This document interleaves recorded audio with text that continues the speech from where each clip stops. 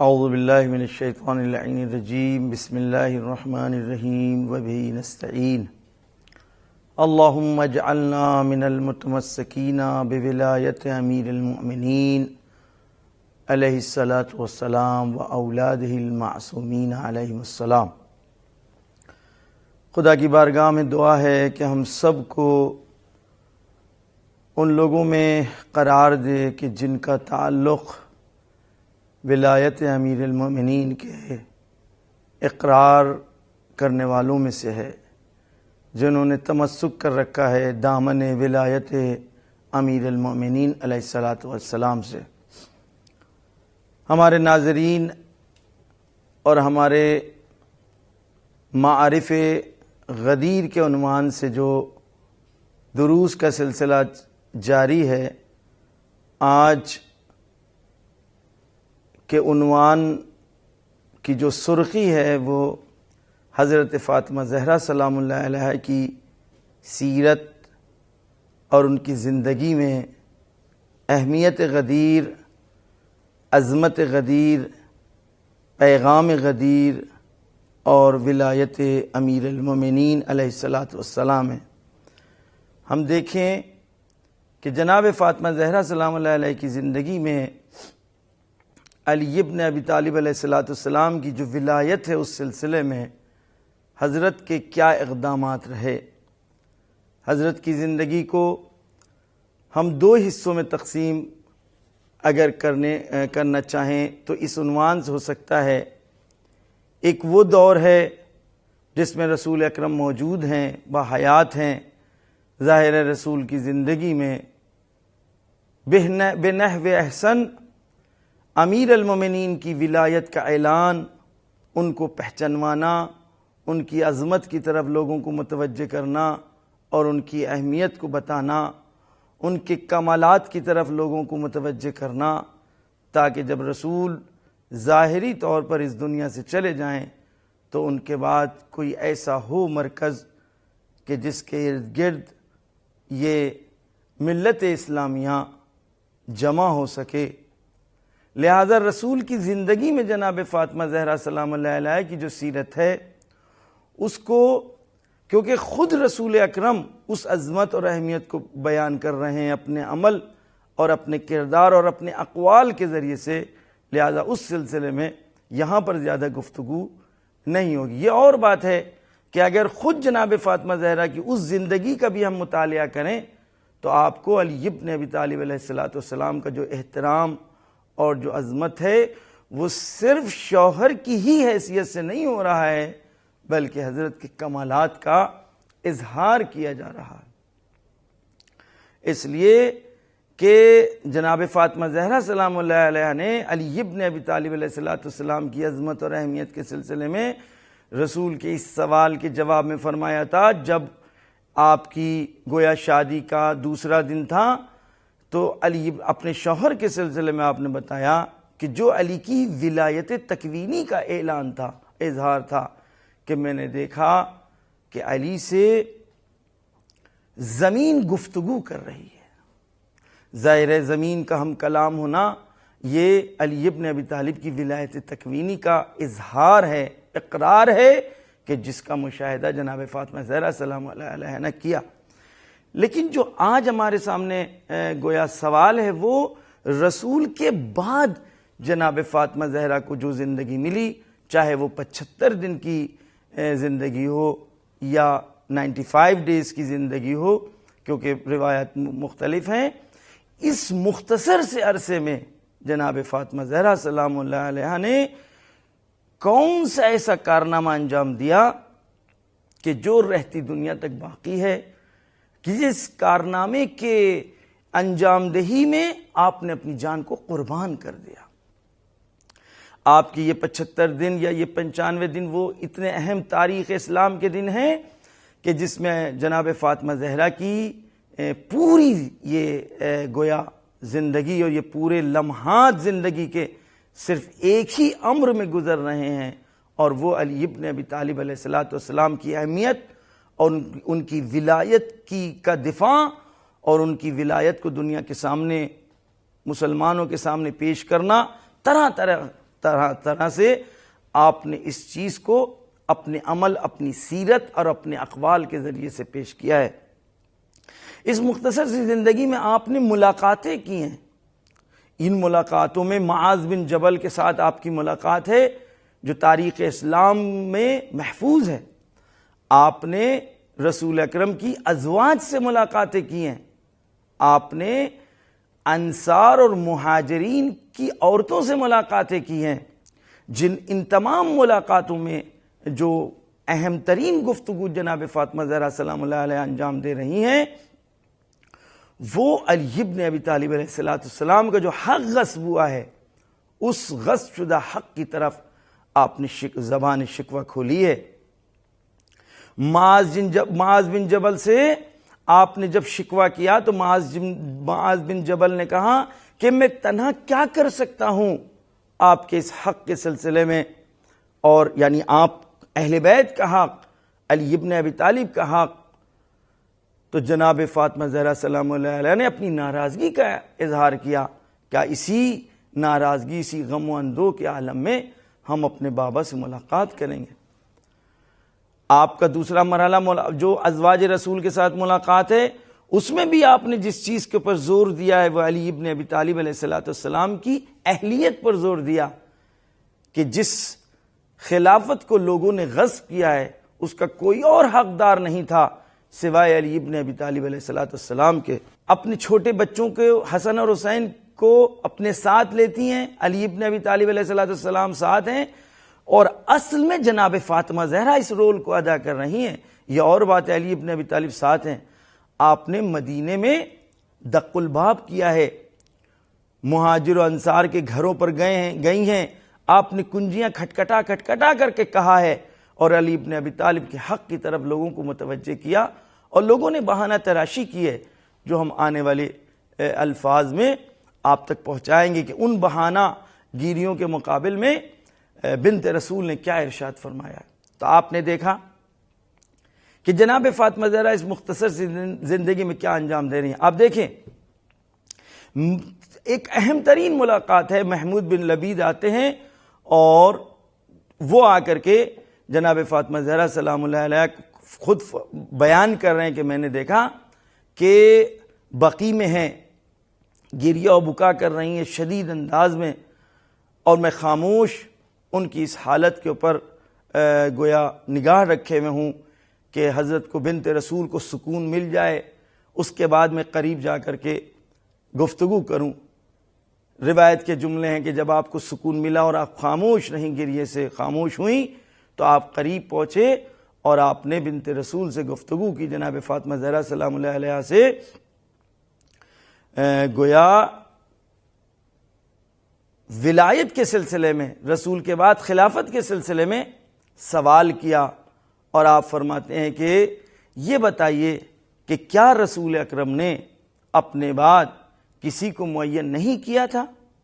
اپنی جانشینی اور اپنی خلافت کے لیے؟ تو جناب فاطمہ زہرا فرماتی ہیں کیوں نہیں،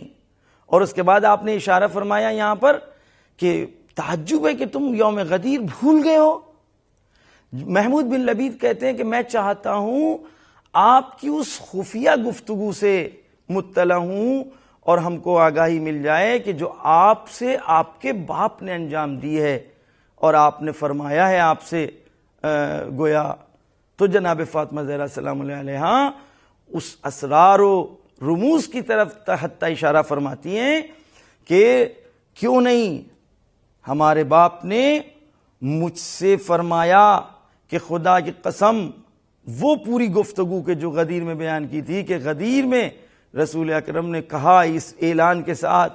مومنین کو خطاب کر کے کہ کیا ہم تمہارے نفسوں کے اوپر تم سے زیادہ اولویت نہیں رکھتے؟ جب سب نے اقرار کر لیا تب آپ نے فرمایا من کنت مولا فعلی مولا، اور اس کے بعد قسم کھا کر کے جناب فاطمہ زہرا فرماتی ہیں میں اللہ کو گواہ قرار دیتی ہوں کہ رسول اکرم نے ارشاد فرمایا کہ میں تمہارے درمیان اس بہترین شخص کو اپنا جانشین اور اپنا خلیفہ بنا کر کے جا رہا ہوں جو تم میں سب سے زیادہ بہتر ہے اور سب سے زیادہ اہلیت رکھتا ہے۔ یہاں تک کہ آپ نے اس روایت کے بھی طرف اشارہ فرمایا کہ جو جناب حدیث منزلت سے مشہور ہے کہ ہمارے نزدیک علی ابن ابی طالب علیہ السلام کی منزلت ویسی ہے، مثال ویسی ہے کہ جیسے جناب ہارون جناب موسیٰ کے لیے تھے۔ یہاں پر اہم ترین چیز کی طرف جو توجہ ہے وہ یہ کہ جناب فاطمہ زہرا محمود بن لبید سے فرماتی ہیں واہ عجبا، تعجب ہے کہ تم نے غدیر کو بھلا دیا اور تم بھول گئے۔ اور اس کے بعد محمود بن لبید فرماتے ہیں کہ نہیں، میں چاہتا ہوں آپ کی زبانی غدیر میں جو کچھ ہوا ہے وہ آپ بیان کریں۔ جناب فاطمہ زہرا سلام اللہ علیہ نے اپنی اس مختصر سی زندگی میں، یہ اور بات ہے آپ کو کل زندگی مختصر سی ملی ہے، لیکن اس کے باوجود رسول کے بعد جو آپ نے اس 75 یا 95 دن میں جو گویا کردار ادا کیا ہے، اس کردار کو کوئی نہیں بھلا سکتا۔ اسی کردار کا نتیجہ ہے کہ آج لوگوں کے درمیان غدیر باقی ہے، پیغام غدیر باقی ہے، علی اور سلسلہ امامت کو لوگ جانتے اور پہچانتے ہیں۔ آپ نے محمود بن لبید سے صرف یہی نہیں بلکہ فرماتی ہیں، کیونکہ محمود بن لبید نے یہ کہا تھا نا کہ یہ بتائیے کہ جو آپ سے خصوصی طور پر گویا کہا ہے، جو غدیر میں ہوا ہے وہ، لیکن آپ سے بھی رسول اکرم نے جو فرمایا، تو جناب فاطمہ زہرا علی ابن ابی طالب علیہ السلام کے ساتھ پورے سلسلہ امامت کو جو رسول اکرم نے بیان فرمایا تھا اس کو پیش کیا اور کہا کہ ہمارے بابا نے غدیر میں اس بات کو کہا کہ میں تمہارے درمیان علی کو چھوڑ کر کے جا رہا ہوں، اور ان کے 2 فرزند ان کے بعد جانشین اور خلیفہ ہوں گے، اور اس کے بعد 9 فرزند امام حسین علیہ السلام کی نسل سے تمہارے لیے جانشین، ہمارے جانشین تمہارے لیے امام ہوں گے اور تمہارے ولی ہوں گے، اور اگر تم نے ان کی اطاعت کی اور ان کی پیروی کی، یعنی ہمارے اہل بیت کی پیروی کی، تو کبھی بھی تمہارے درمیان کوئی اختلاف نہیں ہوگا، اور اگر تم نے مخالفت ان کی اور نافرمانی کی اور ہماری اس پیغام کو نہیں سنا تو تمہارے درمیان قیامت تک اختلاف باقی رہے گا، اور تمہارے درمیان 2 لوگ بھی ایسے نہیں ہوں گے کہ جن میں کوئی اختلاف نہ پایا جائے۔ محمود بن لبید سے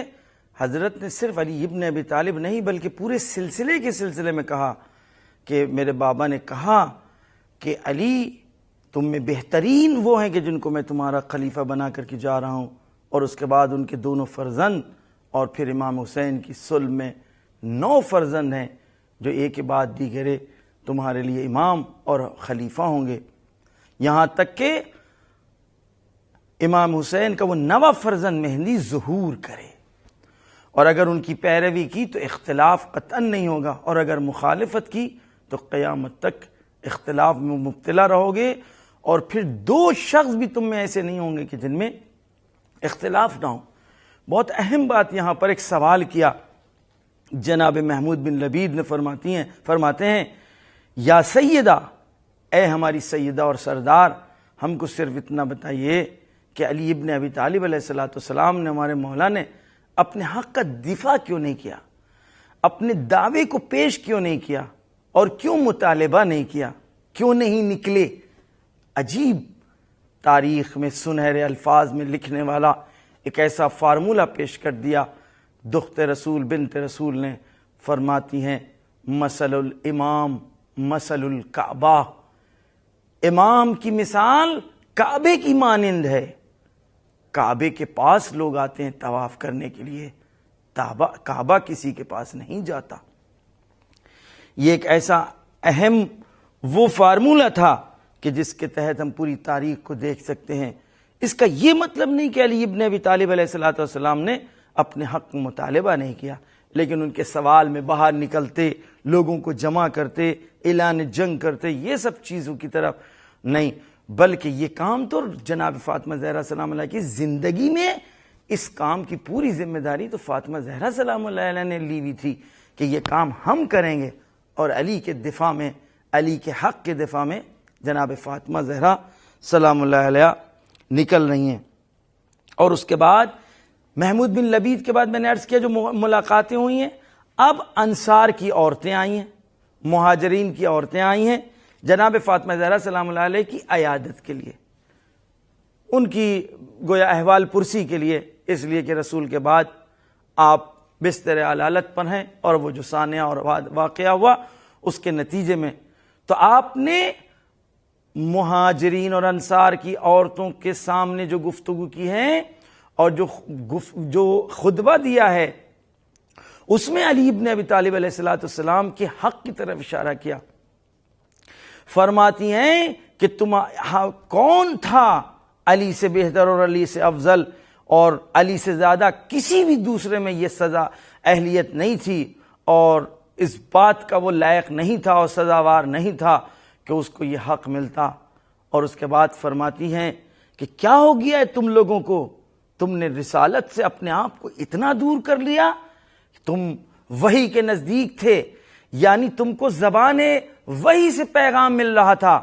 اور تم رسالت سے اتنا دور ہو گئے اور تم نے اپنے آپ کو اتنا پست کر لیا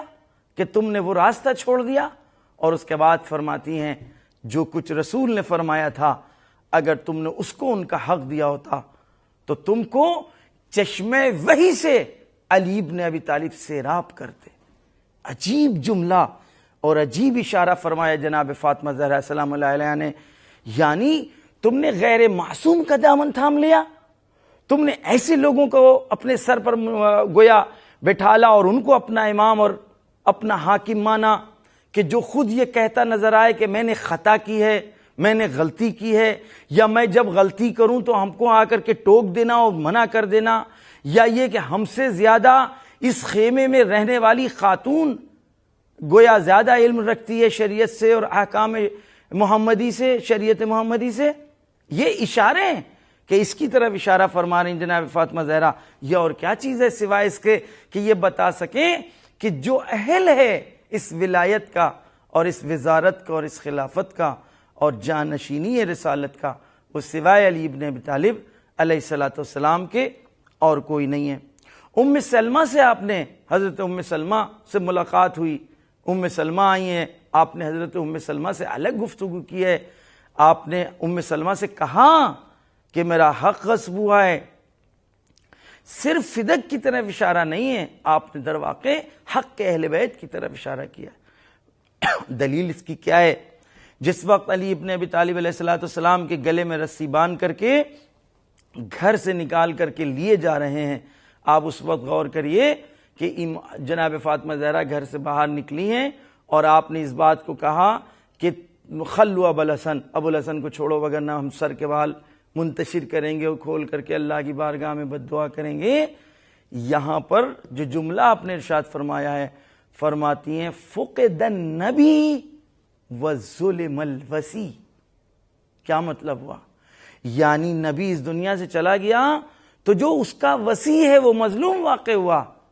یہاں پر جس چیز کی طرف اشارہ ہے، لفظ وصی کا لفظ استعمال، یعنی وصی کا لفظ استعمال آپ فرما رہی ہیں، یعنی رسول کے بعد جو رسول کا وصی ہے، جو رسول کا جانشین ہے، جو رسول کا خلیفہ ہے، وہی مظلوم واقع ہو رہا ہے۔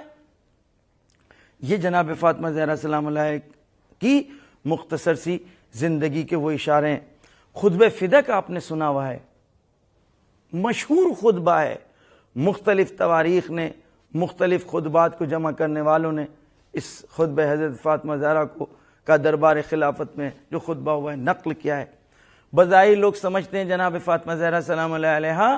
اپنے اس مختصر سے چند باغوں کے لیے گئی تھی، چند گویا اس بیگے زمین کے لیے گئی تھی۔ اگر آپ اس خطبے کے الفاظ کی طرف اشارہ کریں، غور کریں، اس اشاروں کی طرف توجہ کریں جو خطبے میں پائے جاتے ہیں،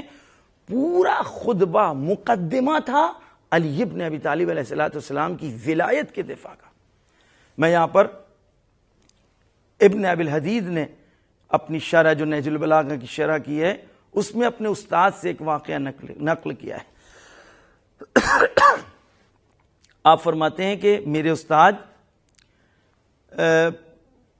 کم یعنی سخن تھے، ان کے چہرے پر بہت کم مسکراہٹ دیکھی گئی ہے، یعنی ہم اپنے الفاظوں میں کہیں تھوڑا خراٹ سے نظر آتے تھے۔ لیکن کہتے میں نے ایک دن سوال ان سے کر لیا، کہا استاد یہ بتائیے کہ جناب فاطمہ زہرا رسول کی بیٹی نے، کہ جن کے لیے رسول نے اس طریقے سے گویا ارشادات فرمائے ہیں، کیا ان کی صداقت میں ذرہ برابر کسی کو شک تھا؟ دربار خلافت کو شک تھا، خلیفہ کو شک تھا، مسلمانوں کو شک تھا کہ معاذ اللہ وہ جھوٹا دعویٰ لے کر کے دربار میں آئی ہیں؟ کہا نہیں، سب کو معلوم تھا کہ وہ سچ کہہ رہی ہیں۔ تو ابن ابی الحدیث فرماتے میں نے استاد سے پھر سوال کیا کہ پھر یہ بتائیے کہ پھر ان کو یہ حق دے کیوں نہیں دیا گیا جب سب کو پتا تھا کہ یہ بات یہ صحیح کہہ رہی ہیں؟ تو کہتے ہیں یہاں پر میرے استاد کے چہرے پر مسکراہٹ آ گئی، اور اس مسکراہٹ کے عالم میں فرماتے ہیں کہ کیا تم چاہتے ہو کہ آج کے اس دعوے کو وہ قبول کر لیتے تو دوسرے دن فاطمہ اپنے شوہر علی ابن ابی طالب کی ولایت اور خلافت کا سوال لے کر اور دعویٰ لے کر کے دربار میں پہنچ جاتی، اور کیونکہ ایک دن پہلے وہ اس بات کو مان چکے تھے کہ یہ جناب فاطمہ زہرا سچی ہیں، کوئی جھوٹا دعویٰ نہیں کر سکتی، لہذا ان کو اس خلافت کا اور علی ابن ابی طالب علیہ السلام کی جانشینی کا بھی جو دعویٰ لے کر کے آتی اس کو بھی ماننا پڑتا۔ غور کر سکتے ہیں کہ جناب فاطمہ زہرا سلام اللہ علیہ نے جو خطبہ دیا یا جو فدق کا سوال کیا، جو خیبر کا خمس روکا گیا تھا اس کا سوال کیا، جو گویا رسول اکرم کو فے کی صورت میں اللہ نے عطا کیا تھا، فے اس چیز کو کہتے ہیں کہ جس سلسلے میں خون نہ بہایا گیا ہو، مسلمانوں نے تلواریں نہ چلائی ہوں، گھوڑے نہ دوڑائے ہوں، اور دشمن مغلوب ہو کر کے خوف اور ڈر میں آ کر کچھ چیزیں پیش کر دے کہ یہ زمین لے لیے، باغات لے لیے، یہ فے کہلاتا ہے شریعت میں، اصطلاح میں۔ خداوند عالم فرماتا ہے قرآن میں کہ یہ رسول کا خاص حق ہے۔ فے کی صورت میں جو رسول کو ملا تھا، رسول نے وہ جناب فاطمہ زہرا کو عطا کر دیا تھا، ہبہ کر دیا تھا۔ اس چیز کو بخاری نے بھی نقل کیا ہے، اس چیز کو بہت گویا کافی تاریخ نگاروں نے نقل کیا ہے کہ جس وقت یہ آیت نازل ہوئی ہے فے کے سلسلے میں اور آپ کو ملا وہ فے، فوراً آپ نے جناب فاطمہ زہرا کو بلا کر کے وہ عطا کر دیا اور ہبہ کر دیا۔ میرا سوال یہاں پر ہے کہ کیا جناب فاطمہ زہرا سلام اللہ علیہ ان تمام چیزوں کے لیے گئی تھی؟ اگر آپ اٹھا کر کے دیکھیں ظاہری شکل و صورت دعوے کی جناب فاطمہ زہرا کی وہ یہی ہے، لیکن صحیح معنوں میں آپ مرکز ہدایت ہیں، آپ مرکز عصمت ہیں۔ آپ کو رہتی دنیا تک ایک اصلی پیغام پیش کرنا ہے، حق و باطل کا ایک معیار پیش کرنا ہے، تاکہ آنے والی نسلیں بھی اگر حق کو پہچاننا چاہیں اور حق کو انتخاب کرنا چاہیں تو ان کے سامنے کچھ ایسے اقدامات ہوں کہ جن اقدامات کی روشنی میں حق و باطل ان کے لیے واضح اور روشن ہو سکے۔ جناب فاطمہ زہرا سلام اللہ علیہ نے اس مختصر سے دعوے کے ذریعے سے اس وقت کے پورے محکمے کی نااہلیت کو ثابت کر دیا۔ پہلا دعویٰ آپ نے سنا ہوگا، بہت مشہور دعویٰ ہے کہ ایک دعویٰ بلند کیا گیا تھا کہ ہمارے لیے قرآن کافی ہے۔ جس وقت رسول اکرم نے کہا تھا کہ لاؤ میرے لیے قلم و دوات لے کر کے آؤ تاکہ میں تمہارے لیے ایک تحریر چھوڑ دوں تاکہ تم میرے بعد گمراہ نہ ہو، تو ایک آواز بلند ہوئی تھی، سب نے اقرار کیا ہے کہ میرے لیے قرآن کافی ہے، ہمیں اور کسی چیز کی ضرورت نہیں ہے۔ جناب فاطمہ زہرا کے سامنے یہ دعویٰ تھا، لہذا جناب فاطمہ زہرا نے اپنے دعوے کے اس بات میں اسی دربار خلافت میں سوائے قرآن کے اور کچھ نہیں پیش کیا۔ آپ خطبہ فدقیہ اٹھا کر کے دیکھیں، اس میں پے در پے رسول کی بیٹی نے قرآن کی تلاوت کی اور آیات قرآنی سے استدلال کیا ہے، مبہوت ہو کر کے رہ گیا ہے دربار خلافت۔ مقابل میں کیا پیش کیا گیا؟ ایک حدیث پیش کی گئی۔ یہ وہ ٹرننگ پوائنٹ ہے حق و باطل کے لیے جو لوگ تلاش میں حق کی، کہ وہ یہ غور کریں کہ چند لمحے پہلے، چند روز پہلے یہ دعویٰ کیا گیا تھا کہ میرے لیے قرآن کافی ہے، لیکن آج انہی کے سامنے قرآن کی تلاوت کی جا رہی ہے، قرآن سے آیتوں پر آیتیں پیش کی جا رہی ہیں کہ یہ میرا حق ہے، کیا تم تو اپنے باپوں کے وارث بنو لیکن ہم اپنے باپ کے مال کی میراث نہ پائیں؟ کیا ہم ملت اسلامیہ سے نکل چکے ہیں؟ کیا تم ہمارے لیے کوئی اور دین کے قائل ہو؟ کیا جناب سلیمان جناب داؤد کے وارث نہیں بنے؟ اور پے در پے آپ نے آیات پڑھی ہیں۔ مقابل میں جو پیش کیا گیا دعویٰ وہ کیا تھا؟ حدیث تھا۔ آیا یہ سوال اٹھنا چاہیے آج کے حق پسند اور حق پسند مزاج کے لوگوں میں کہ قرآنی آیات کے مقابل میں ایک خبر واحد کو پیش کرنا کہ ہم نے رسول کو کہتے ہوئے سنا ہے کہ ہم انبیاء اپنا کوئی وارث بنا کر کے نہیں جاتے ہیں۔ حضرت فرماتی ہیں کہ یعنی پے در پے آپ نے آیات کو پیش کیا ہے، مقابل میں ایک حدیث پیش کی جا رہی ہے۔ آج ایک ذہن میں سوال اٹھنا چاہیے کہ کیا قرآن کے مقابل میں خبر واحد کو پیش کیا جا سکتا ہے؟ ایک نقل کرنے والا ایک ہے، فلانی کی بیٹی نے سنا اور فلانی کی بیٹی نے سنا کہ رسول نے فرمایا کہ ہم انبیاء جو ہے کسی کو وارث بنا کر کے نہیں جاتے ہیں۔ جناب سوال اٹھتا ہے، یہ مسئلہ خود فاطمہ سے مربوط تھا، اگر بیان کرنا چاہیے تھا تو رسول اکرم کو فاطمہ زہرا سلام اللہ سے بیان کرنا چاہیے تھا۔ جناب فاطمہ زہرا اس بات کی منکر ہیں، آپ آیات پیش کریں تو کیا مطلب تھا؟ مطلب یہ کہ جناب فاطمہ زہرا صورت قضیہ، شکل قضیہ فدق تھا، کیونکہ فدق ان کا حق تھا، لیکن صحیح معنوں میں یہ بتانا چاہتی ہیں رہتی دنیا تک آنے والی نسلوں کے لیے کہ تم دیکھو کہ جو لوگ ایک مختصر سے مسئلے میں حق اور باطل کے درمیان صحیح راستہ انتخاب نہیں کر سکتے اور صحیح فیصلہ نہیں کر سکتے اور قرآن کے مفاہیم سے اتنے دور ہیں، وہ کیسے برسرے گویا اقتدار خلافت الہیہ آ سکتے ہیں اور وہ رسول کے خلیفہ بن سکتے ہیں اور رسول کے جانشین بن سکتے ہیں؟ جناب فاطمہ زہرا سلام اللہ علیہ نے اسی خطبہ غدیر میں آپ دیکھیں، یہ خطبہ غدیر صرف فدق کی گفتگو نہیں اس میں ہوئی ہے، توحید کا تذکرہ ہوا، رسالت کا تذکرہ ہوا ہے، جہالت کا تذکرہ کہ جس ٹائم تم لوگ دوران جہالت زندگی گزار رہے تھے اس کا تذکرہ ہوا، رسول آئے تو انہوں نے تم کو کس طریقے سے ہدایت یافتہ بنا دیا۔ اور اس کے بعد حضرت فرماتی ہیں کہ جس وقت فتنے کی آگ بھڑک جاتی تھی اس وقت میرا باپ اپنے چچا زاد بھائی علی کو اس شعلوں بھڑکتے ہوئے آگ کے شعلوں میں بھیجتا تھا اور وہ علی جا کر کے اس فتنے کی آگ کے بھڑکتے ہوئے شعلوں کو بجھاتے تھے اور نہ جانے بڑے بڑے سورماؤں کی ناکوں کو زمین پر رگڑ کر کے آ جاتے تھے، اور اس وقت تم کہاں تھے؟ تم تو پیٹھ دکھائے ہوئے ہوتے تھے اور تم میدان میں نظر نہیں آتے تھے۔ آپ دیکھیں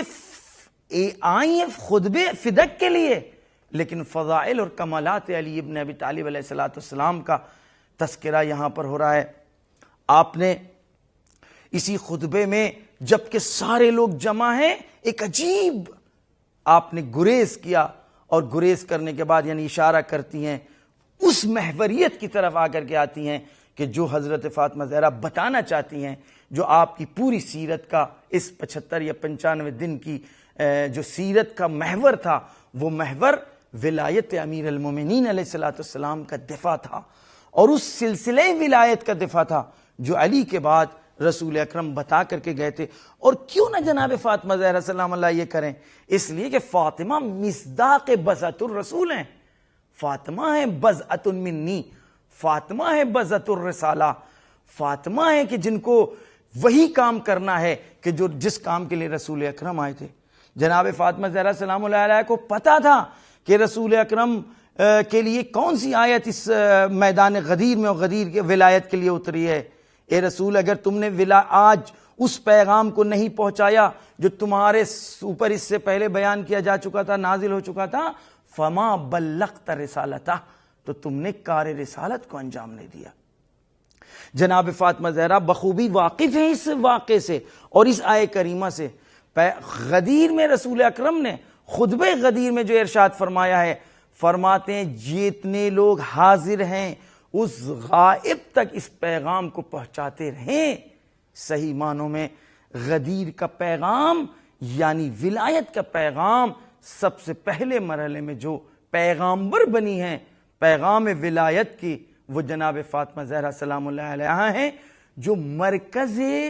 سلسلہ امامت اور مرکز سلسلہ ولایت ہیں۔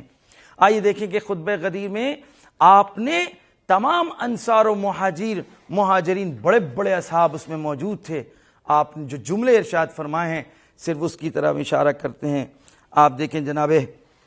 فاطمہ زہرا یہ کس وقت بیان کیا؟ جب لوگوں نے عذر پیش کیا۔ فرماتے ہیں کہ کہتے ہیں وہ لوگ، اے بنت رسول، اگر آپ اس سقیفہ کے واقعے سے، میں نے یہ لفظ استعمال اب تک نہیں کیا تھا، اس واقعے سے پہلے آ جاتی اور ہم فلانی کی اگر بیعت نہ کیے ہوتے تو ہم جو ہے علی کے علاوہ کسی کو بھی اپنا یعنی حاکم اور رسول کا جانشین اور خلیفہ نہیں مانتے اور انہی کے ہاتھ پر بیعت کرتے۔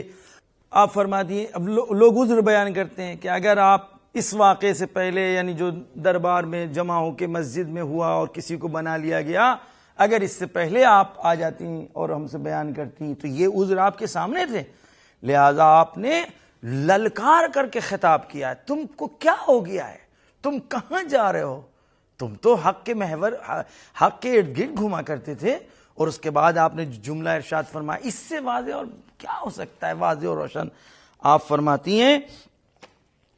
وَحَلْ تَرَكَ أَبِي يَوْمَ غَدِيرِ خُمْ لِأَحَدٍ عُذْرًا، کیا میرے باپ نے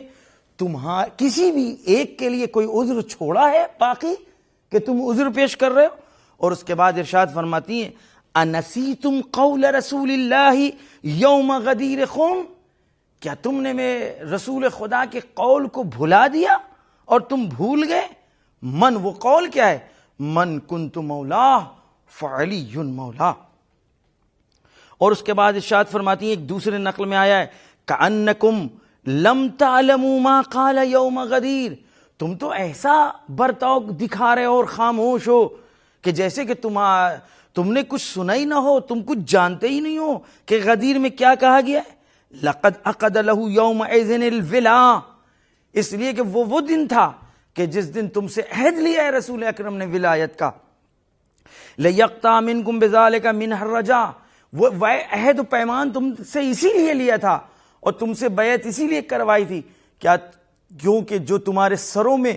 امید ہے اور جو لالچ و طمع ہے وزارت کی، خلافت کی، وہ ٹوٹ جائے اور ختم ہو جائے۔ وَلَكِنَّكُمْ قَطَعْتُمُ الْأَسْبَابَ بَيْنَكُمْ وَبَيْنَ نَبِيِّكُمْ، لیکن افسوس کہ تم نے اس سلسلے کو، اس رابطے کو جو تمہارے اور تمہارے نبی کے درمیان تھا، تم نے منقطع کر دیا، توڑ دیا۔ کس چیز کی طرف اشارہ ہے؟ تمہارا رابطہ رسول کے ساتھ کیا ہے؟ امت کا ہے۔ تم امت محمدی اسی وقت کہلاؤ گے کہ جب اپنے رسول کی سنو، ان سے کیے ہوئے عہد و پیمان تمہیں باقی رہیں، یاد ہوں اور تم ان پر باقی رہو۔ اور اگر تم ان عہد و پیمان کو توڑ دو تو کیا تم امت محمدی میں کہلاؤ گے؟ تم امت رسالت میں کہلاؤ گے؟ قطعاً نہیں کہلاؤ گے۔ واللہ حسیب بیننا وبینکم فی الدنیا والآخرہ۔ اور اس کے بعد ارشاد فرماتی ہیں، خدا ہے جو حساب کرنے والا ہے ہمارے اور تمہارے درمیان، دنیا اور آخرت میں دونوں۔ اب دیکھیں کہ جناب فاطمہ زہرا سلام اللہ علیہ نے خود غدیر تک کی طرف اشارہ کر دیا اور پوری طرح سے واضح اور روشن کر دیا۔ لہذا حضرت کی اس مختصر سی زندگی میں جو ہمیں نظر آتا ہے، جو آپ اٹھا کر کے اگر آپ پیغام دیکھیں، ان کی زندگی دیکھیں، تو جس جز دفاع کرنا ہے حق کے علی ابن ابی طالب کا، اور اسی راہ میں آپ نے اپنی جان کو قربان کر دیا ہے۔ چاہے خطبہ فدکیہ ہو، چاہے مہاجرین اور انصار کے گھروں پر دق الباب کرنا ہو، جا کر کے کہنا ہو کہ تمہیں کیا ہو گیا ہے، تم نے کیوں غدیر کو بھلا دیا ہے۔ جو لوگ عیادت کے لیے آئے ہیں ان سے آپ اسی طریقے سے زبان شکوہ بیان کر رہی ہیں، کھول رہی ہیں اور بتا رہی ہیں کہ تم نے گویا اپنے کیے ہوئے عہد کو جو رسول کے ساتھ وہ توڑ دیا تھا۔ اور جناب فاطمہ زہرا نے فدق کا جو دعویٰ کیا تھا وہ مال دنیا کے لیے نہیں تھا، بلکہ اس لیے تھا تاکہ دنیا والوں کو بتا سکیں کہ جن میں اتنی صلاحیت نہیں ہے کہ کہ وہ قرآنی آیات کو سمجھ سکیں اور قرآنی آیات کی روشنی میں فیصلہ کریں، تم کیسے ان کو پوری شریعت کو سونپ سکتے ہو، پورے دین محمد کو سونپ سکتے ہو؟ لہذا صرف دعویٰ ظاہر میں وہ باغات کا تھا، اصل میں علی ابن ابی طالب علیہ السلام کی اہلیت کو پیش کرنا تھا۔ یہی وجہ ہے کہ مستقل دربار میں واقعات ہوتے رہے، گواہ پیش کیے جاتے رہے جناب فاطمہ زہرا سلام اللہ کی طرف سے، ان گواہوں کو رد کیا جاتا رہا۔ وہ گواہ رد نہیں ہو رہے تھے، بلکہ ہر گواہ کے رد کرنے میں یا کسی آیہ قرآنی کا انکار کیا جا رہا تھا یا کسی حدیث رسول کا انکار کیا جا رہا تھا۔ چاہے ام ایمن کو جب گواہی میں پیش کیا گیا، ام ایمن کو نہیں مانا گیا، جبکہ ام ایمن کے لیے رسول اکرم کی تصدیق تھی کہ وہ جنت کی عورتوں میں سے ایک ہیں۔ چاہے جناب فاطمہ زہرا کے دعوے کو رد کیا جائے، جبکہ جناب فاطمہ زہرا سیدہ نساء العالمین ہیں، سیدہ نساء الجنہ ہیں۔ چاہے حسنین کے دعوے کو رد کر دیا جائے جو سیدہ شباب اہل الجنہ ہیں، اور چاہے علی ابن ابی طالب کو یہ کہہ کر کے گواہی رد کر دی جائے کہ یہ ان کے حق کی بات ہے، لہذا ان کی بات نہیں مانی جائے گی۔ کیوں؟ جب کہ رسول اکرم ان کے لیے کہہ چکے ہیں علی مع الحق والحق مع علی، القرآن علی مع القرآن والقرآن مع علی۔ اس کے باوجود لوگ علی ابن ابی طالب علیہ السلام، حسنین کی گواہی، فاطمہ زہرا کی گواہی، جناب ام ایمن کی گواہیوں کو رد کر رہے ہیں۔ رد کرنا نہیں تھا، بلکہ قرآنی آیات اور احادیث رسول کا انکار کرنا تھا۔ یہی وہ حقیقت تھی جو جناب فاطمہ زہرا بیان کرنا چاہ رہی تھی۔ لوگوں نے اپنے اقدامات کے ذریعے سے فاطمہ زہرا کو خاموش کرنا چاہا تاکہ فاطمہ زہرا ڈر جائیں اور علی سے اپنے آپ کو دور کرنے اور علی کا دفاع کرنا چھوڑ دیں۔ آپ دیکھیں جب تک کہ فاطمہ زہرا سلام اللہ زندہ رہیں، آپ نے اپنی ناراضگی کا اظہار کیا۔ بخاری میں موجود ہے کہ لوگ آئے آپ کے پاس، سلام کیا، آپ نے سلام کا جواب نہیں دیا، آپ منہ موڑ کر کے بیٹھ گئی ہیں۔ سوال ہے، رسول کی حدیث ہے کہ فاطمہ کی رضایت ہماری رضایت، فاطمہ کا غضب ہمارا غضب ہے۔ آج سوال ہے کہ آیا اگر فاطمہ کسی سے غضبناک ہوں تو کیا رسول غضبناک ہوں گے کہ نہیں ہوں گے؟ اس سے رسول اس سے ناراض ہوں گے نہیں ہوں گے؟ یہ خود سیرت جناب فاطمہ زہرا کی اس بات کی عکاسی کر رہی کہ دیکھو ہم کس بنا کے اوپر تم لوگوں سے ناراض ہیں اور تمہارے کون سے اقدامات ایسے ہیں کہ جو ہماری ناراضگی کا سبب بن رہے ہیں۔ لہذا جناب فاطمہ زہرا سلام اللہ جب تک زندہ رہیں، نہ خود آپ نے اقرار کیا دربار کا، اور نہ علی ابن، وضاحت کے ساتھ جملے ہیں بخاری کے کہ جب اور معتبر کتابوں کے کہ جب تک فاطمہ زہرا سلام اللہ زندہ رہیں اس وقت تک علی ابن ابی طالب نے بیعت نہیں کی۔ بات کی بیعت کی اوپر ابھی گفتگو نہیں ہے کہ ہم کہا جائے کہ ان کے گویا رحلت کے بعد، شہادت کے بعد آپ نے بیعت کر لی، نہیں، بلکہ اتنا اقرار کیا ہے کہ جب تک فاطمہ زہرا کی حیات رہی اس وقت تک بیعت نہیں کی۔ سوال یہ اٹھتا ہے کہ ایک دوسری طرف حدیث ہے، من ماتا ولم یعرف امام زمانہ ماتا میتۃ جاہلیہ، جو اس حال میں مر جائے کہ جو اپنے وقت کے امام کو نہ پہچانے تو وہ جہالت کی موت مرتا ہے۔ اگر فاطمہ زہرا بغیر بیعت کیے ہوئے اپنے وقت کے امام و خلیفہ کی اس دنیا سے چلی گئیں تو معاذ اللہ کسی بھی زبان میں یہ جرأت ہے کہ وہ یہ کہہ سکے کہ جناب فاطمہ زہرا معاذ اللہ جہالت کی موت اس دنیا سے گئیں؟ کوئی نہیں کہہ سکتا، کوئی مسلمان نہیں کہہ سکتا۔ تو پھر ہمیں طرف مقابل سوچنا ہوگا، غور کرنا ہوگا کہ جس کا اقرار کیا امامت کا، کہ جس اقرار میں اور جس کے دفاع میں اور جس کی حق کے اس بات میں آپ نے اپنی جان کو قربان کیا، صحیح معنوں میں فاطمہ زہرا کا وہ امام تھا، اس کو آپ جانشین رسول سمجھ رہی تھی اور اس کو خلیفہ رسول سمجھ رہی تھی، نہ اس کو کہ جس نے فاطمہ کے دعوے کو نہیں مانا اور آپ کو دربار سے اس حال میں بھیجا کہ فاطمہ زہرا گھر آتی ہیں، چہرے پر تماچے کے نشان ہیں، اور بس اے بابا آپ کے بعد ہم پر وہ مصیبتیں ڈھائی گئیں کہ اگر روشن دنوں پر پڑتی تو تاریک شب میں تبدیل ہو جاتے۔ اپنے وقت کے امام سے زبان شکوہ کھول رہے ہیں، میرا آقا آئیے،